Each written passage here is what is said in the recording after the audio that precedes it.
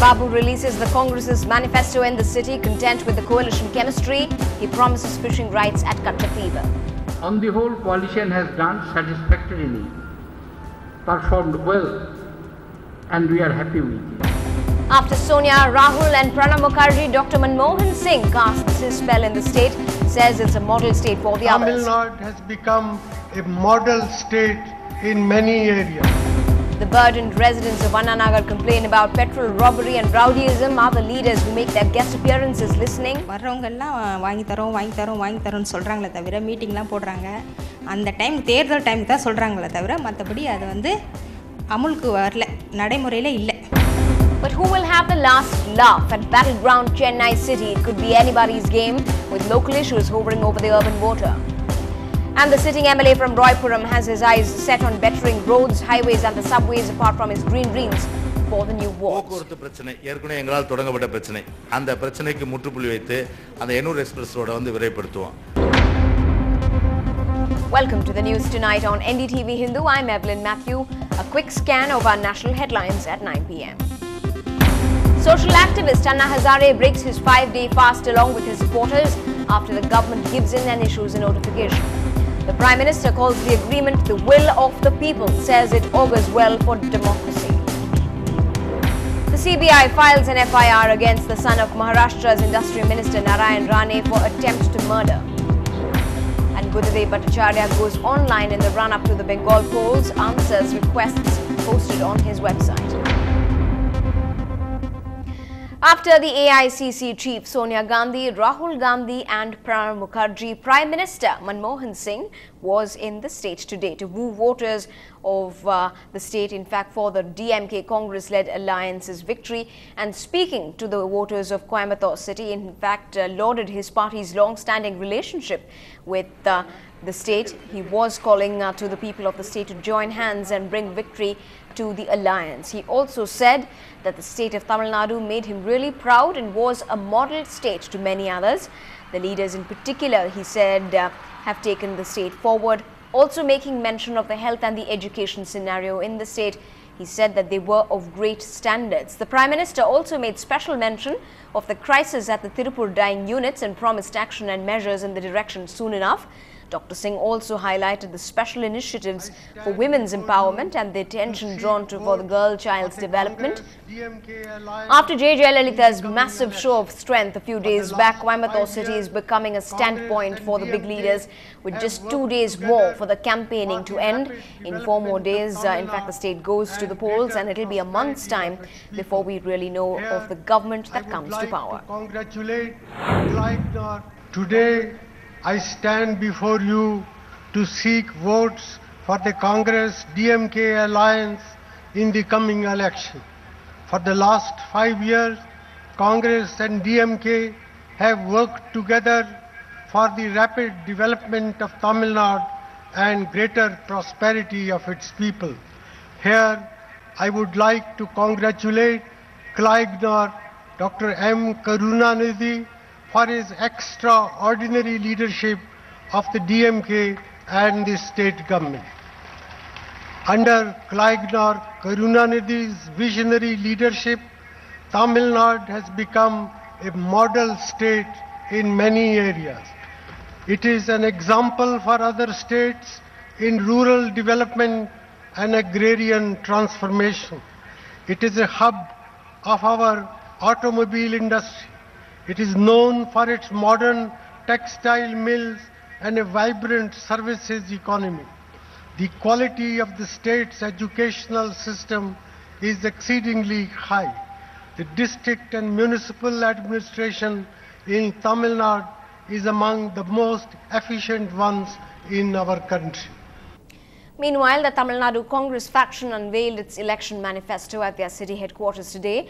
The Union Finance Minister Pranab Mukherjee, who was in the city for the release, said that the focus and immediate priority in the state was to concentrate on improving the numbers and mustering a majority.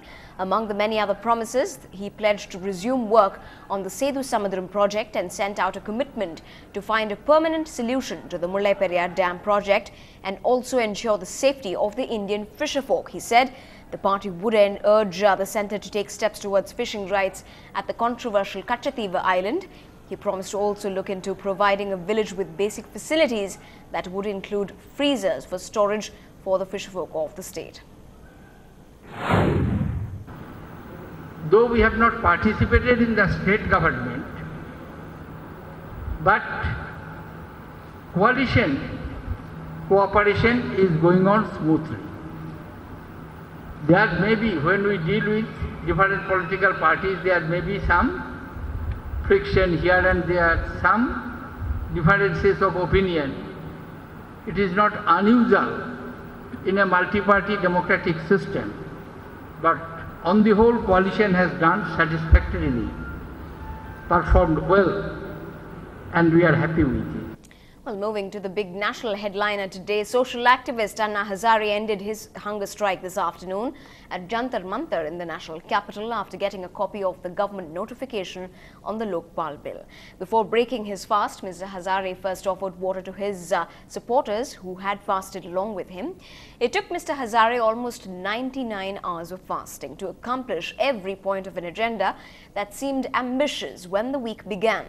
Anna told supporters after breaking the fast that the real fight began then and that the victory is a result of the sacrifice of the people. So now the government has agreed to set up a panel to draft the anti-corruption Lokpal bill, in which half the members will be representatives of the civil society. They have also agreed to have a co-chairman of the panel, which will be Shanti Bhushan. Well, the Prime Minister has reacted and he said that he was happy that the government and representatives of civil society had reached an agreement. Also now, the government intends to introduce a Lokpal bill during the monsoon session of the Parliament, and the fact that civil society and the government have joined hands to evolve consensus to move this historic legislation augurs well for the democracy.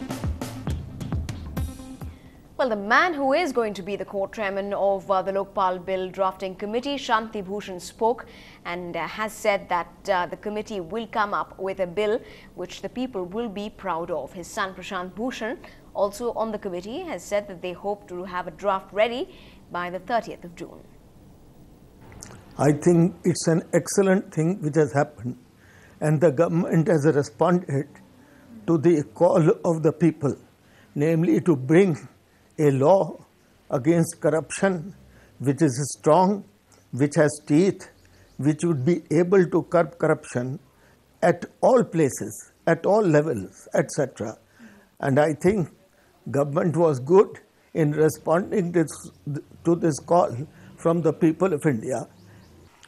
Well, Lokpal Bill, one, it must be a totally independent body, namely which cannot be pressurized by anybody in the country, either by the political people or by the judicial people or by any other instrumentality. Therefore, I don't expect any problem in the committee. I expect that the desire and the objective of every member is the same, so that we will exchange views and we will try to polish the bill as much as possible with the assistance of each and every member of the committee. The National Opposition Party, the BJP too, has come out in full support of the government's decision to finally draft an effective Lokpal bill. The General Secretary of the party, Ravi Shankar Prasad, who was in Chennai today, said the strength of the movement reflected the people's desperation to get rid of the cancer of corruption. The BJP is happy that the government has agreed to have the draft of an effective Lokpal bill in the fight against corruption. The reason is very obvious. This movement is an indication of the frustration of the people of the country, their pain, their sense of agony. It is a great message for the polity of the country, the ruling party in particular. Please take action. And we've been gathering several reactions from the city of Chennai as well right here on NDTV Hindu. Here's what the former DGP of Tamil Nadu, R. Nataraj, had to say about the big C that has affected every person in the country that brought out a revulsion. But this caught the imagination of people at large, civil society at large, because everybody is affected by the cancer of corruption, and everybody is concerned about it. And of late, the kind of